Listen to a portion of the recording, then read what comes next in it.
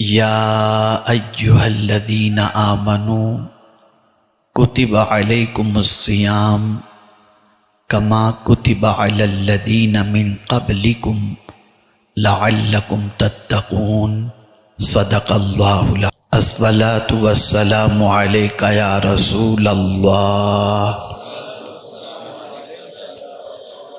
الصلاۃ والسلام علیک یا حبیب اللہ، الصلاۃ والسلام علیک یا نبی اللہ، وعلی آلک واصحابک یا نور اللہ، صلی اللہ تعالی علیہ وسلم۔ الحمدللہ، آقا کریم صلی اللہ علیہ وسلم کے صدقہ و طفیل ہم اور آپ اس وقت ایک دینی محفل میں شریک ہیں، اور میں سمجھتا ہوں کہ ماہ رمضان المبارک کے روزے سے متعلق بہت سارے کنفیوژن کا سولیوشن آج آپ کو مل گیا ہوگا۔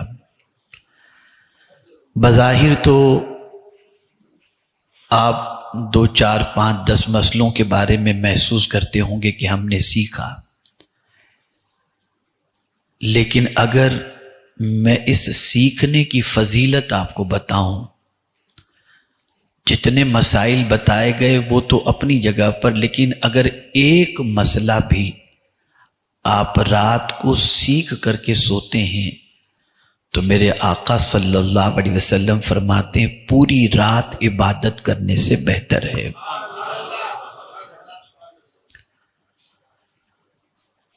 اس لیے کہ مال کی حفاظت انسان کرتا ہے اور انسان کی حفاظت علم کرتا ہے۔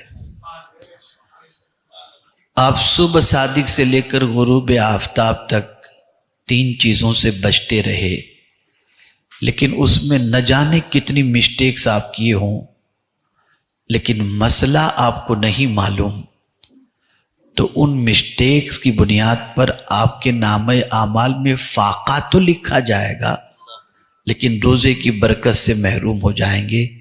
لیکن آپ نے علم حاصل کر لیا تو اب اس کی بنیاد پر آپ کا روزہ روزے کی حیثیت ہی سے ہو جائے گا۔ میں بڑی معذرت کے ساتھ عرض کرتا ہوں کہ میری خود کی اپنی خواہش ہے کہ ہم اپنی قوم، اپنے بھائیوں کو کچھ دین کی باتیں ان تک پہنچانے کی کوشش کریں، لیکن جس طریقے کا جوش و جذبہ آج نظر آتا ہے، اگر اسی طریقے کا جوش و جذبہ اگر آپ ہر مہینے پیش کریں تو انشاءاللہ ہر مہینے ہم آپ کے لیے محفل منعقد کرنے کے لیے تیار ہیں۔ اس لیے کہ مال مرنے کے بعد کام نہیں آئے گا، رشتہ دار مرنے کے بعد کام نہیں آئے گا، جتنی پراپرٹی، پیسہ، جو کچھ بھی تھا، بیوی، بچے، رشتہ دار، قبر تک۔ مال کا معاملہ ایسا، روح نکلی تبھی سے رشتہ ختم۔ بچوں کا رشتہ قبر تک ہوتا ہے کہ وہاں دفنانے کے لیے آیا، پھر وہاں سے وہ بھی واپس چلے جاتے ہیں۔ قبر کے اندر آپ کا علم جائے گا اور آپ کا عمل جائے گا۔ تو جو چیز مرنے کے بعد کام آنے والی ہے اس کی فکر بھی ہم کو زیادہ رکھنی چاہیے۔ میرا اپنا ایک سینٹینس ہے، ہمیں آنا تو یاد ہے، جانا یاد نہیں۔ اور آنا اتنا یاد ہے کہ ہم 80 سال کے ہو گئے تب بھی برتھ ڈے مناتے ہیں کہ آئے تھے ہم، بھولے ہی نہیں ہم۔ یہ ڈیٹ مت بھولنا، کبھی یہ آنا اتنا یاد رکھتے ہیں کہ پتہ نہیں یہ آنا منانے کے لیے کوئی مہابلیشور جا رہا ہے تو کوئی پچگنی، آئے تھے ہم۔ جانا بھی یاد رکھیں، اور جانا ضرور ہے۔ ترکی والوں کو نہیں معلوم تھا کہ اتنے جلدی چلے جائیں گے۔ بلکہ اگر میں آپ کو بتاؤں ان محفلوں کی فضیلت تو آپ کو حیرت ہوگی. سیدنا فاروق اعظم رضی اللہ تعالیٰ عنہ ارشاد فرماتے ہیں کہ اللہ کی ایک چادر رحمت ہے، اور جہاں بندے دین سیکھتے ہوتے ہیں اللہ وہ چادر ان کے اوپر ڈال دیتا ہے. یہ محفل کی برکت. خیر انشاءاللہ پھر اس پر کبھی گفتگو کریں گے، اور آپ کے جوش و جذبے کو ہم دیکھیں گے.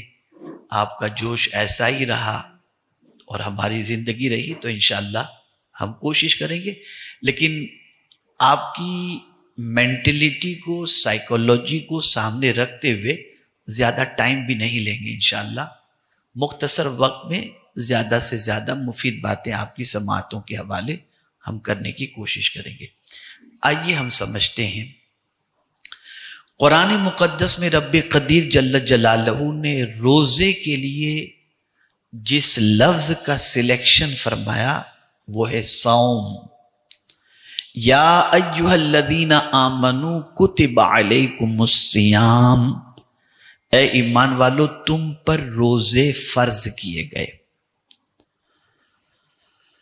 اب ایک بندہ ہے سوچے گا یہ بھوک پیاس یہ ساری چیزیں یہ تو ہمارے اوپر یار بہت ٹینشن والی بات ہے. آج بھی بہت سارے سوچتے ہیں 29واں چاند نہ ہو تو اچھا ایک دن اور کھا پی لیں، 30واں ہونا چاہیے. سوچتے ہیں کچھ لوگوں کے چہرے اتر جاتے ہیں یار ابھی کل سے پتہ نہیں کیا ہوگا. کچھ خوش ہوتے ہیں، مینٹلٹی ہوتی ہے. تو اللہ بندے کی فطرت کو جانتا ہے تو تسلی دے دی اس نے کہ میرے بندو، میرے محبوب صلی اللہ علیہ وسلم کے امتیوں، یہ صرف تم پر فرض نہیں کیے گئے، کما کتب علی الذین من قبلکم، جیسا کہ تم سے اگلوں پر بھی فرض کیے گئے تھے. یہ تسلی دے دی. لیکن فرق کتنا عظیم رکھا کہ پہلے کی امت پر جو روزے فرض تھے ان روزوں کی سچویشن یہ تھی کہ رات کو کھا کر کے اگر کوئی سویا، اب ایک جھپکی ہی لگ گئی نا اس کا روزہ اسٹارٹ، اب وہ نہیں کھا سکتا، اب وہ نہیں کھا سکتا، فنش. لیکن اس امت پر میرے کریم نے بڑا کرم فرمایا، ٹائم مقرر فرما دیا. وَأَتِمُّ الصِّيَامَ إِلَى اللَّيْلِ، روزہ کمپلیٹ کرو رات تک. ادھر غروب آفتاب ہوا، ادھر آپ کا روزہ کمپلیٹ ہو گیا. اللہ عز و جل نے حضور صلی اللہ علیہ وسلم کے صدقہ و طفیل اس امت پر کرم فرمایا. اب آپ دیکھیں ایک ہماری سب سے بڑی کمزوری یہ ہے کہ ہم ڈیپتھ میں جانے کی کوشش نہیں کرتے. نماز پڑھتے ہیں، مقصد نہیں معلوم کیوں اللہ نے نماز فرض فرمائی. یار اپنے اوپر ذمہ داری ہے پڑھ لو، مقصد نہیں معلوم. روزہ اللہ نے کیوں فرض کیا نہیں معلوم، بس رکھ لیتے ہیں. رمضان شریف آ گیا روزہ رکھ لیا. حج کرنے کے لیے جاتے ہیں، حج فرض اللہ نے کیا، کیوں کیا نہیں معلوم، بس اپنے اوپر فرض ہو گیا نا اب جانا ہے. زکوٰۃ بس دے دینا ہے، اللہ نے ہر ایک عبادت کے پیچھے اللہ نے مقصد رکھا ہے، اور جب تک اس مقصد کو آپ سامنے نہیں رکھیں گے، جیسا ماشاءاللہ سب بیپاری ہیں، میں بھی تھوڑی بیپاری لینگویج میں بات کروں تو سمجھ میں بات آئے گی. کوئی بھی دھندا آدمی پروفٹ کے مقصد کے بغیر کرتا ہی نہیں. پہلے دیکھتا ہے مارجن کتنا ہے، انویسٹمنٹ کرنے سے پہلے وہ پروفٹ کا مارجن دیکھتا ہے. لیکن یہ کیسی عبادت ہے، کوئی نفع ہی نہیں دیکھ رہے ہو، ریزن ہی نہیں جان رہے. تو آئیے میں آپ کو بتاؤں. اور ریزن نہ جاننے کا سب سے بڑا نقصان یہ ہو رہا ہے کہ عبادتیں ہو رہی ہیں لیکن ریزن نہ جاننے کی وجہ سے وہ ریزلٹ ہمارے سامنے نہیں آ رہا. اب آئیے نماز کا مقصد کیا ہے. تو قرآن کہتا ہے ان الصلاۃ تنہا عن الفحشاء والمنکر، نماز تم پر جو فرض کی گئی ہے اس کی وجہ یہ ہے کہ تم بے حیائی اور بری باتوں سے روکو. نماز تم کو ان چیزوں سے روکتی ہے، منع کرتی ہے. ہمارے ذہن میں یہ چیز، بڑی معذرت کے ساتھ عرض کروں گا، مسجد کی ٹوپی لے کر کے نماز کے لیے کھڑے تو ہو گئے مسجد کے اندر، اور نماز پڑھ کر کے باہر نکلے، کوئی لڑکی نکل رہی تھی، گھورنے لگ گئے، بے حیائی کا سارا مقصد ذہن سے نکل گیا، کیونکہ مقصد ہی ذہن میں نہیں ہے، مقصد ہی مائنڈ سے نکل گیا۔ ایسے ہی روزے کا بھی حال ہے۔ اللہ نے روزہ کیوں فرض فرمایا؟ قرآن کہتا ہے لعلکم تتقون، تاکہ تم پرہیزگار بن جاؤ۔ اور وہ پرہیزگاری کیا ہے؟ تو اس کی پریکٹس 1 مہینہ کرائی جاتی ہے، اس کی پریکٹس۔ اور وہ پریکٹس کیا ہے؟ گھر میں کوئی دیکھنے والا نہیں، بیوی بھی موجود ہے، صبح سب کے ساتھ آپ نے سحری بھی کی، دوپہر کی گرمی کے وقت آپ کو لگی پیاس، کوئی دیکھنے والا نہیں، آپ چاہتے ہیں کہ پانی پی لیں، لیکن آپ کے دل میں ایک خیال آتا ہے اللہ دیکھ رہا ہے، اللہ دیکھ رہا ہے، پیاس برداشت کر لیتے ہیں، پانی نہیں پیتے، بھوک لگی ہے کھانا نہیں کھاتے، کوئی بھلے نہ دیکھ رہا ہو، اللہ دیکھ رہا ہے۔ تو یہ تصور جب کسی انسان کے ذہن کے اندر نقش کر جائے کہ کوئی ادھر ادھر بھلے نہ دیکھ رہا ہو، اللہ دیکھ رہا ہے، تو جس طرح سے اللہ کے دیکھنے کا تصور روزے کی حالت میں اکیلے میں بھی ہمیں اللہ کی نافرمانی سے بچا لیتا ہے، ایسے ہی یہ تصور ہمیشہ ہمارے ذہن میں رہے کہ اللہ دیکھ رہا ہے، تو بندہ ہمیشہ گناہوں سے بچنے کی کوشش کرے گا۔ تو روزے کا مقصد یہ ہے کہ پرہیزگار بن جاؤ، اللہ سے ڈرنے والے بندے بن جاؤ۔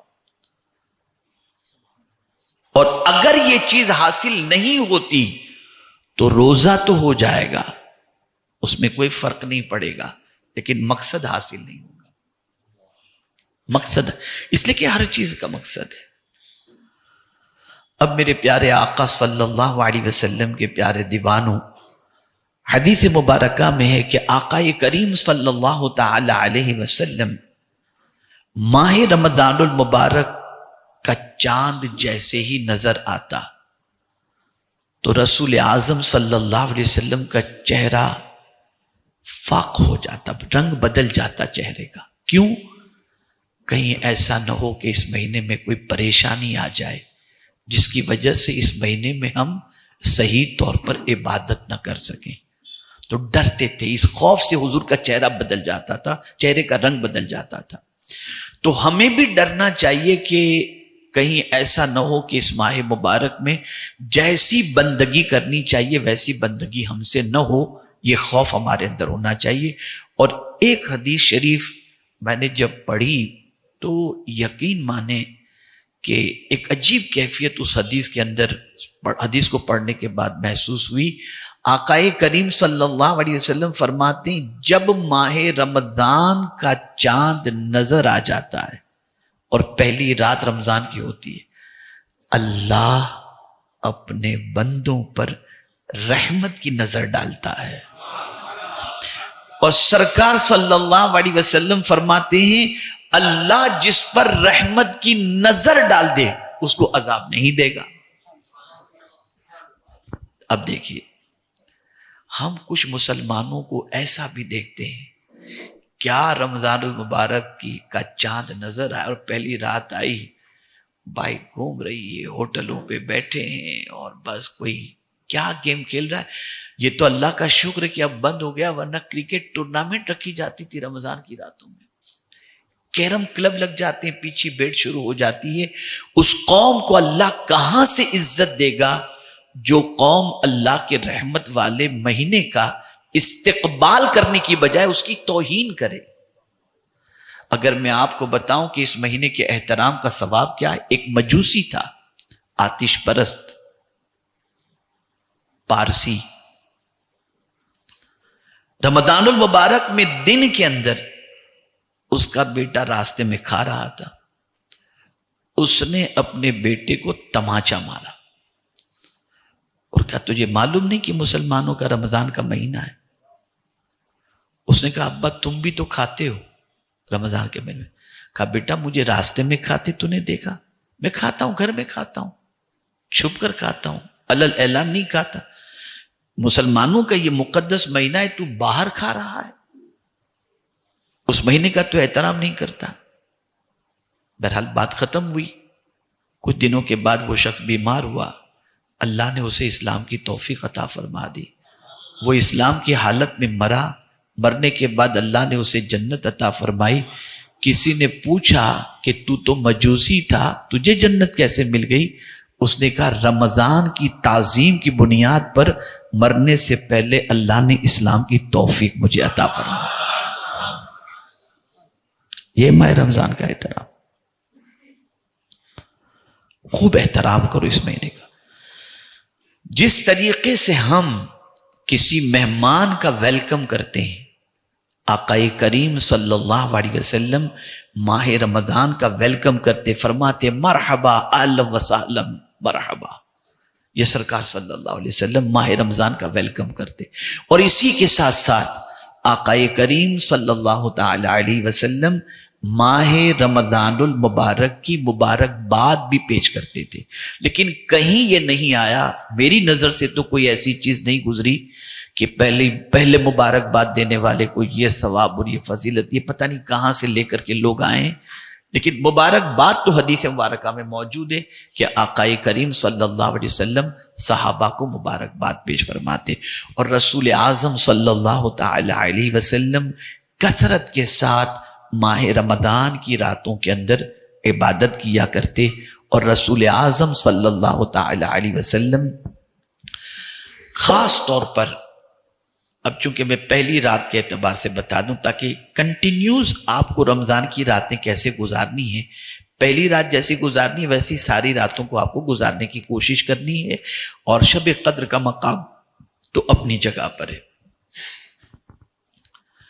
قرآن مقدس میں اللہ عز و جل نے نیک بندوں کی تعریف کے اندر فرمایا وَالْمُسْتَغْفِرِينَ بِالْأَسْحَارِ، کہ جو اللہ کے نیک بندے ہوتے ہیں وہ سحری کے وقت اللہ سے معافی مانگتے ہیں، اللہ سے مغفرت چاہتے ہیں. اور سحری کا وقت وہ وقت ہے کہ آقا کریم صلی اللہ علیہ وسلم فرماتے کہ اس وقت کی دعا اللہ قبول فرماتا ہے. اور اسی کے ساتھ ساتھ رات کے آخری پہر میں اللہ سے جو مانگو اللہ عطا فرماتا ہے. میرے پیارے آقا صلی اللہ تعالی علیہ وسلم کے پیارے دیوانوں، کل میں نے ہفتہ واری اجتماع میں بتایا تھا سب سے بہترین سحری کھجور کے ساتھ ہے. آقا کریم صلی اللہ علیہ وسلم کھجور سے سحری فرماتے تھے. اس کا مطلب یہ نہیں کہ آپ دوسری چیز نہیں کھا سکتے، جو بھی آپ کی عادت کے اندر ہو، لیکن سنت سمجھ کر چند کھجور کھا لیا کرو.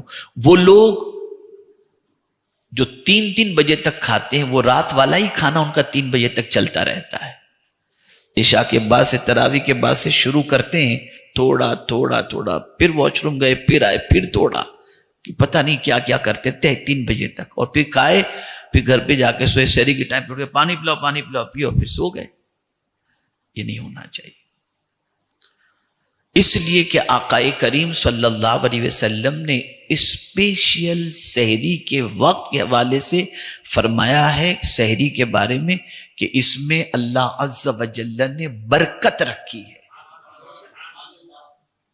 اب سحری کے معنی کیا ہوتا ہے؟ کبھی آپ نے سوچا تو نہیں ہوگا. سحری سحر سے بنا ہے، جس کے معنی جادو ہوتا ہے. کہتے ہیں اس نے مجھ پر سحر کر دیا، چھپا ہوا. جادو نظر تو نہیں آتا نا، چھپا ہوا. پھیپھڑے کو بھی سحر کہتے ہیں، پھیپھڑے کو بھی سحر کہتے ہیں. اب آدمی روزے سے نظر تو نہیں آتا نا. اور میرے پیارے آقا صلی اللہ علیہ وسلم کے پیارے دیوانوں، اس سے یہ سحری بنا ہے. افطار کسے کہتے ہیں؟ عادت. کہ جیسے آپ نے افطار کی تو اب جو آپ کی عادت تھی کھانے پینے ساری چیزوں کی، وہ عادت آپ کی کنٹینیوز ہو گئی، تو عادت کی وجہ سے اس کو فطر جو ہے اسی سے افطار ہے، عادت کی وجہ سے اس کو افطار کہا جاتا ہے۔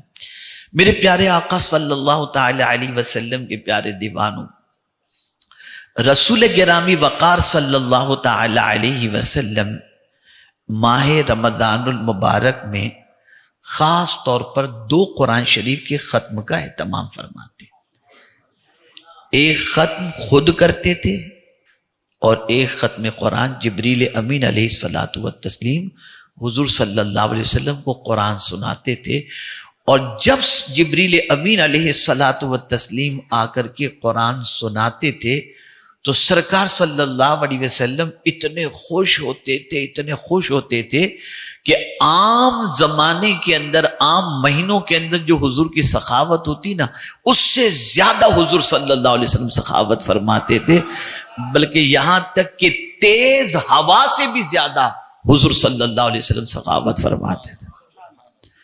میرے پیارے آقا صلی اللہ تعالی علیہ وسلم کے پیارے دیوانوں، ایک چیز اور ذہن کے اندر رکھیں، ہمارے یہاں ایک سسٹم اور بھی ہے افطار کے سلسلے میں، اور وہ یہ ہے کہ دعا میں اتنے مصروف ہو جاتے ہیں، وہ ہوتا ہے نا افطار کے وقت دعا قبول ہوتی ہے، تو اذان بھی ہو رہی ہے، ٹائم بھی ہو گیا افطار کا، لیکن بندہ جو وہ دعا میں لگا ہوا ہے، لوٹ لو جتنا لوٹ سکتے ہو۔ آقا کریم صلی اللہ علیہ وسلم نے ارشاد فرمایا، اس وقت تک یہ قوم خیر پر رہے گی جب تک یہ قوم افطار میں جلدی کرے گی، جہاں وقت ہوا فوراً افطار کر لو، تاخیر مت کرو، یہ حضور صلی اللہ علیہ وسلم کا فرمان ہے۔ اب اگر کوئی شخص اپنی مرضی سے میں مانگ لوں تو حضور کے فرمان کے خلاف چل کر کے 1000 مانگ لو، کوئی فائدہ نہیں، فائدہ تو اس وقت ہے جب حضور صلی اللہ علیہ وسلم کے فرمان پر عمل کر کے تم اللہ کی بارگاہ مانگو۔ اسی طریقے سے جو افطار کے بعد جو دعا ہے، اللہم لک صمت وبک آمنت وعلیک توکلت وعلی رزقک افطرت، یہ ماضی کا صیغہ ہے، پہلے کھا لو پھر یہ دعا پڑھو، افطار کرنے کے بعد یہ دعا پڑھنی چاہیے۔ اور وہ جو ہم دعائیں کرتے ہیں وہ ٹھیک ہے افطار سے پہلے آپ کریں جتنا مانگنا چاہیں، لیکن افطار کے بعد کی دعا حدیث شریف کے اندر یہ آئی ہوئی ہے، یہ افطار کے بعد کرنا چاہیے۔ اسی کے ساتھ ساتھ میرے پیارے آقا صلی اللہ تعالی علیہ وسلم کے پیارے دیوانوں، تر کھجور سے افطار کرنا، رطب، یہ سرکار صلی اللہ علیہ وسلم کی سنت ہے۔ وہ نہ ملے تو سوکھی کھجور، وہ نہ ملے تو پانی سے افطار کرنا، یہ میرے آقا صلی اللہ تعالی علیہ وسلم کی سنت مبارکہ ہے۔ میرے پیارے آقا صلی اللہ تعالی علیہ وسلم کے پیارے دیوانوں، رسول گرامی وقار صلی اللہ علیہ وسلم ماہ رمضان میں ملازمین کے ساتھ، ایمپلائی کے ساتھ اچھے سلوک کا حکم عطا فرمائے، اور جو شخص روزے دار کو، یعنی روزے دار ہم اپنے ملازم کو راحت عطا کرے، اسے بھی آرام کا موقع عطا کرے، اس پر حضرت اسماعیل علیہ الصلاۃ والتسلیم کے غلام آزاد کرنے کا ثواب اللہ عطا فرماتا ہے۔ ہمارا حال تو یہ کہ ہم 12 بجے دکان پر آئیں گے، 2:30 بجے چلے جائیں گے آرام کرنے کے لیے، اور نوکر بیچارہ صبح سے لے کے رات تک لگا ہے۔ اسے بھی ہم انسان سمجھیں اور اسے بھی راحت پہنچانے کی کوشش کریں کہ اس پر آقا کریم صلی اللہ تعالی علیہ وسلم نے بشارت عطا فرمائی ہیں۔ اسی کے ساتھ ساتھ میرے پیارے آقا صلی اللہ تعالی علیہ وسلم کے پیارے دیوانوں، ایک چیز خاص طور پر ذہن میں رکھنی ہے، آدمی 5 وقت کی نماز پڑھ کر بھی دعا میں چل دیا، لیکن ایک مسلمان بھی مجھے شاید ایسا ملا ہو، ایک مسلمان بھی ایسا نہیں ملا آج تک جو افطار کے وقت ایک دم ڈوب کر دعا نہ کرتا ہو۔ ہر آدمی افطار کے وقت ایسا مگن ہوتا ہے دعا میں، چاہے وہ دکان پر بیٹھا ہو، چاہے اسٹال پر بیٹھا ہو، چاہے مسجد میں بیٹھا ہو، ایک دم بالکل مگن ہو کر افطار کے وقت دعا کرتا ہے. مجھے حیرت ہوتی ہے کہ یہ بندہ 5 وقت کی نماز پڑھتا ہے تو ایسی دعا نہیں مانگتا جتنی افطار کے وقت. وجہ کیا ہے بھئی؟ حدیث شریف میں تو حضور صلی اللہ علیہ وسلم نے فرمایا فرض نماز کے بعد کی دعا اللہ قبول فرماتا ہے، اس کی بھی بشارت ہے. جمعہ کی نماز کے بعد کی دعا اللہ قبول فرماتا ہے، اس کی بشارت ہے. لیکن جو اس کی پوزیشن اور کیفیت افطار کے وقت دعا مانگنے کی ہوتی ہے، وہ کیفیت کسی وقت کی ہوتی ہی نہیں. چاہے عید ہو، ہاں روئے گا عرفات کے میدان میں، وہاں تھوڑا سا رو لیتا ہے، اور پھر باہر نکل کے پھر جیسے حج ختم ہوا پھر واپس ویسا جیسا تھا. کیا چل رہا ہے کیا نہیں چل رہا، اللہ ماشاء اللہ. تو سوال یہ پیدا ہوتا ہے کہ یہ کیفیت اس کی بنتی کیوں ہے؟ اس لیے کہ اس وقت اسے کانفیڈنس ہوتا ہے. اب کانفیڈنس کیا ہے؟ اس کو 100% یقین ہوتا ہے صبح صادق سے لے کر غروب آفتاب تک غلطی سے بھی میں نے ایک ڈراپ پانی اپنے حلق کے نیچے نہیں اتارا ہوں. اسے پورا کانفیڈنس ہوتا ہے ایک دانہ بھی میں حلق کے نیچے نہیں اتارا ہوں. اسے کانفیڈنس ہوتا ہے کہ میں اپنے بیوی سے قربت نہیں کیا ہوں. تو یہ جو اللہ کے فرمان پر 100% جو اس نے عمل کیا ہے نا، یہ کانفیڈنس اس کے لیے دعا کی کانفیڈنس کا ذریعہ بن جاتا ہے. اسے یقین ہوتا ہے جب میں نے یہ کیا ہے تو مجھے ملنا ہی چاہیے. تو میرا مولا بھی فرماتا ہے افطار کے وقت کی دعا کو اللہ قبول فرما لیتا ہے، اس لیے کہ مولا جانتا ہے کہ بندہ پیور کر رہا ہے. اچھا پھر روزے کی جزا حضور صلی اللہ علیہ وسلم فرماتے کہ اللہ نے کیا فرمائی معلوم؟ ہر عبادت کا بدلہ رکھا گیا، 70 سے لے کر 700 تک، اور بعض جگہوں بعض عمل کا بے حساب. انما یوفی الصابرون اجرہم بغیر حساب.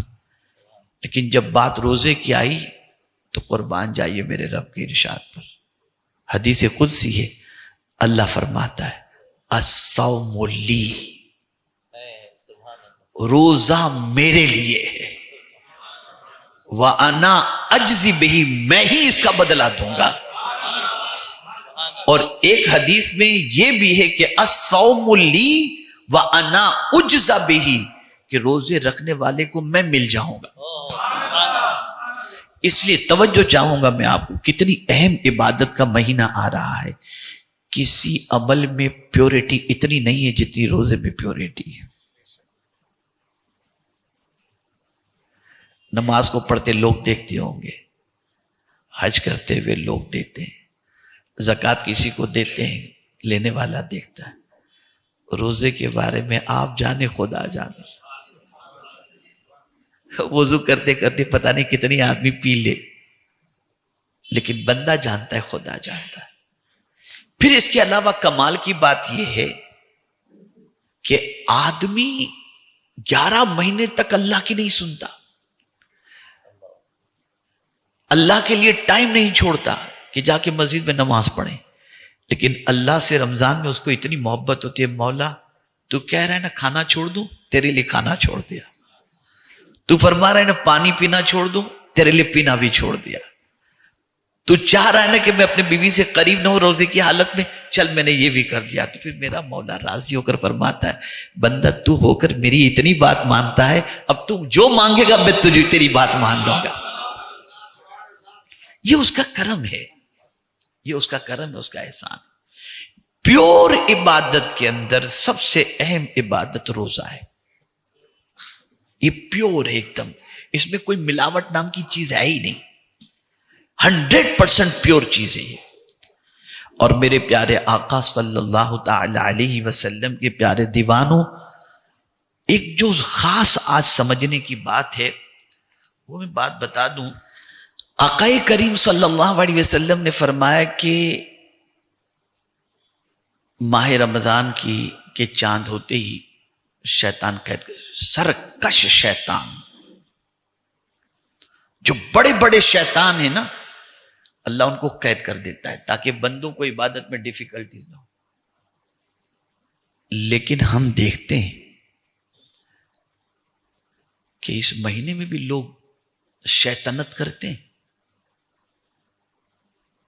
تو اس کی وجہ کیا ہے؟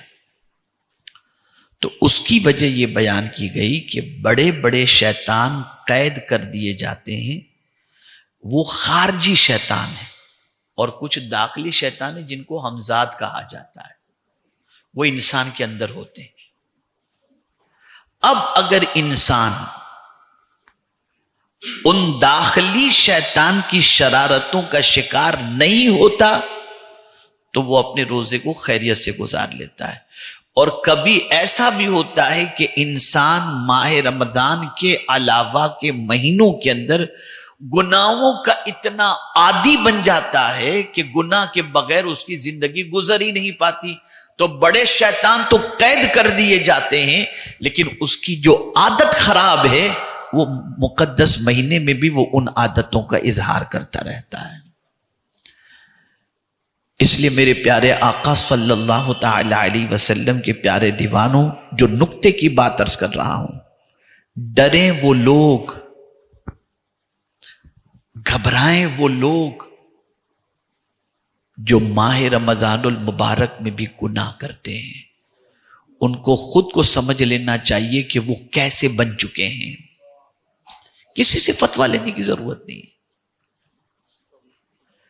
کسی سے فتویٰ. اگر رمضان المبارک کی راتوں میں پکچر دیکھ رہے ہیں، گناہ کر رہے ہیں، آوارگی کر رہے ہیں، کسی سے کچھ پوچھنے کی ضرورت نہیں. اپنے بارے میں خود ہی ڈیسائیڈ کر لیں کہ شیطان تو قید ہو گیا، تو ہم خود تو کہیں شیطان نہیں بن گئے.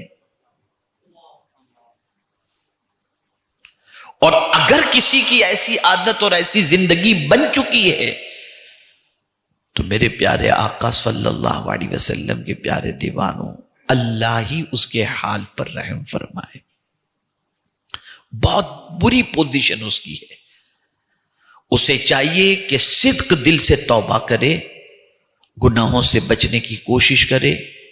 اور اس کے سلسلے میں آقا کریم صلی اللہ علیہ وسلم نے فرمایا، جو شخص روزانہ صبح کو 10 مرتبہ سورہ اخلاص کی تلاوت کرے، اللہ اس کو پورے دن شیطان کی شرارتوں سے محفوظ رکھے گا. میرے پیارے آقا صلی اللہ تعالی علیہ وسلم کے پیارے دیوانوں، تو ان چیزوں کا خاص طور پر خیال رکھیں. آقا کریم صلی اللہ علیہ وسلم نے ارشاد فرمایا، انسان کا جس طریقے سے دل ہوتا ہے، انسان کے اندر دل ہوتا ہے، کتنا قیمتی ہے. جب سے اس کا وجود ہوا تب سے دھڑکتا ہی رہتا ہے، اور یہ دھڑکنا بند ہو جائے تو آدمی بند ہو جائے، ختم ہو جائے. دل کی کتنی اہمیت ہے آپ جانتے ہیں. قرآن کا دل کیا ہے؟ سورہ یاسین ہے نا. مہینوں کا دل کون سا ہے؟ مہینوں کا دل رمضان المبارک ہے. رمضان المبارک مہینے کا دل ہے. اور اس کو حضور صلی اللہ علیہ وسلم نے فرمایا، جس کا رمضان درست اس کا پورا سال درست. جس کا رمضان درست اس کا پورا سال درست. میرے پیارے آقا صلی اللہ تعالی علیہ وسلم کے پیارے دیوانوں، مولا علی کرم اللہ تعالی وجہ الکریم ارشاد فرماتے ہیں کہ اللہ اگر امت محمدیہ کو عذاب دینا چاہتا تو 2 چیزیں نہ دیتا. پہلی چیز ماہ رمضان، اور دوسری چیز سورہ اخلاص. اب جو ماہ رمضان کی قدر کرے گا اللہ اسے عذاب سے بچا لے گا. میرے پیارے آقا صلی اللہ تعالی علیہ وسلم کے پیارے دیوانوں، اسی طریقے سے آقا کریم صلی اللہ علیہ وسلم نے فرمایا کہ جو شخص اللہ سے اس حال میں ملے سے مراد اس دنیا سے گیا اور اللہ کی بارگاہ میں پہنچا، اس حال میں ملے کہ اس نے اللہ کا کسی کو شریک نہیں ٹھہرایا تھا، اور ساتھ ہی ساتھ 5 وقت کی نماز اس نے پڑھی اور رمضان کے روزے رکھے، اللہ اس بندے کو بخش دے گا۔ میرے پیارے آقا صلی اللہ تعالی علیہ وسلم کے پیارے دیوانوں، اسی طرح سے رسول اعظم صلی اللہ تعالی علیہ وسلم نے ارشاد فرمایا، اب غور سے سنیے گا، جس نے 3 چیزوں کی حفاظت کی وہ یقیناً اللہ کا دوست ہے۔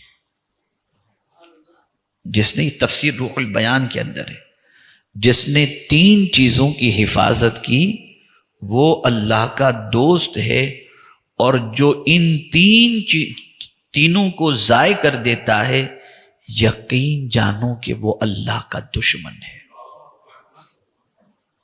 تفسیر روح البیان کے اندر وہ 3 چیزیں کون سی ہیں؟ پہلی چیز روزہ۔ جان بوجھ کر کے اگر کسی نے روزہ چھوڑ دیا تو گویا اس نے اللہ سے دشمنی کر لی۔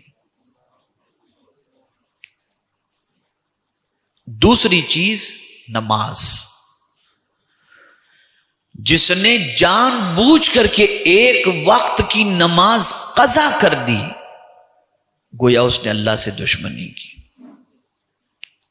اور تیسری چیز غسل جنابت۔ غسل واجب ہو چکا تھا، فرض ہو چکا تھا، اور غسل اس نے نہیں کیا، تو جس نے اس حال میں اپنا ناپاکی میں وقت گزارا کہ نمازیں بھی چھوٹتی جا رہی ہیں اور وہ ناپاکی ناپاک ہے، غسل جنابت کا خیال نہیں رکھتا، تو فرمایا گیا وہ اللہ تعالیٰ سے گویا دشمنی کر رہا ہے۔ میرے پیارے آقا صلی اللہ تعالی علیہ وسلم کے پیارے دیوانوں، اسی طریقے سے جنت، ایک ہم ہے کہ جنت کی تمنا رکھتے ہیں، اور ایک جنت ہے جو چند خوش نصیبوں کی تمنا رکھتی ہے۔ جنت خود تمنا رکھتی ہے کہ یہ بندے میرے پاس آئیں۔ کون ہے؟ یہ بھی تفسیر روح البیان کے اندر ہے۔ اللہ تعالیٰ کی تمام بہشتیں، اب تمام بہشتیں، تمام جنت سے مراد کیا؟ جنت ایک نہیں ہے۔ آقا کریم صلی اللہ علیہ وسلم کی بارگاہ میں ایک صحابیہ حاضر ہوئی اور عرض کرنے لگی، یا رسول اللہ صلی اللہ تعالی علیہ وسلم، میرا بیٹا جنگ میں شہید ہوا ہے، مجھے نہیں معلوم کہ اللہ نے اس کی شہادت قبول کی ہے یا نہیں کی، ذرا مجھے بتائیے کیا میرے بیٹے کی شہادت کو اللہ نے قبول کر کے جنت عطا کی یا نہیں کی؟ اگر عطا کر دیے تو سبحان اللہ، اور نہیں عطا کی تو پھر میں دیکھیے کیا کرتی ہوں۔ تو سرکار صلی اللہ علیہ وسلم نے گردن جھکائی، پھر اٹھائی، ارشاد فرمایا، تو جنت کی بات کر رہی ہے، اللہ نے تو تیرے بچے کو جنت الفردوس عطا فرما دے۔ یہ سب سے اعلیٰ جنت ہے۔ جنت کئی ہیں لیکن سب سے اعلیٰ جنت جنت الفردوس۔ تو جتنی بھی جنتیں ہیں، 4 آدمیوں کے لیے وہ جنتیں انتظار کرتی ہیں۔ ساری جنتیں 4 آدمیوں کے لیے مشتاق ہیں، اور وہ کون ہیں؟ نمبر 1، رمضان کے روزے رکھنے والے، قرآن کی تلاوت کرنے والے، زبان کی حفاظت کرنے والے، بھوکے پڑوسیوں کو کھانا کھلانے والے۔ یہ 4 قسم کے لوگ ایسے ہیں کہ جنتیں ان کا انتظار کرتی ہیں، ان کی مشتاق ہیں کہ جلدی سے یہ ہمارے پاس آ جائیں۔ میرے پیارے آقا صلی اللہ تعالی علیہ وسلم کے پیارے دیوانوں، اب آخری بات عرض کر کے میں اپنی گفتگو کو ختم کرتا ہوں۔ میرے پیارے آقا صلی اللہ تعالی علیہ وسلم کے پیارے دیوانوں، آقا کریم صلی اللہ تعالی علیہ وسلم نے ارشاد فرمایا، الا ان فی الجسد مضغۃ اذا صلحت صلح الجسد کلہ واذا فسدت فسد الجسد کلہ الا وہی القلب۔ آگاہ ہو جاؤ کہ جسم میں گوشت کا ایک ٹکڑا ہے، اگر وہ سلامت رہا تو پورا جسم سلامت، اور اگر وہ بگڑ گیا تو پورا جسم بگڑ جائے گا۔ جس طریقے سے جسم کے اندر دل بگڑ جائے تو پورا جسم بگڑ جاتا ہے، ایسے ہی جس نے ماہ رمضان کو خراب کر دیا اپنی، اس کا گویا پورا سال خراب ہو جاتا ہے۔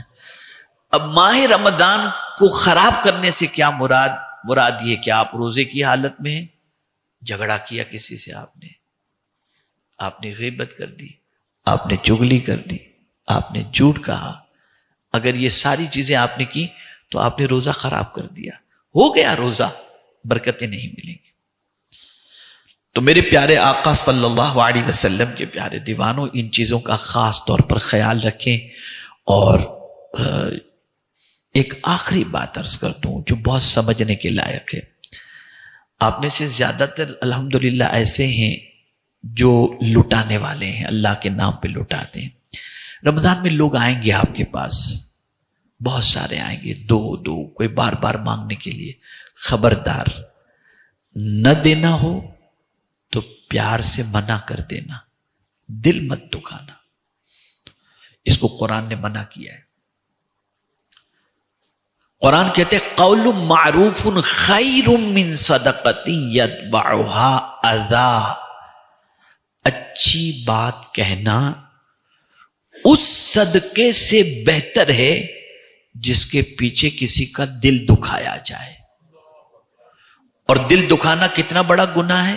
آقا کریم صلی اللہ علیہ وسلم فرماتے ہیں من اذی المسلم فقد اذانی ومن اذانی فقد اذی اللہ ومن اذی اللہ کان یدخلہ النار، جس نے کسی مسلمان کو اذیت پہنچائی اس نے مجھے اذیت پہنچائی، اور جس نے مجھے اذیت پہنچائی اس نے اللہ کو اذیت پہنچائی، اور جس نے اللہ کو اذیت پہنچائی اس کا ٹھکانہ جہنم ہے۔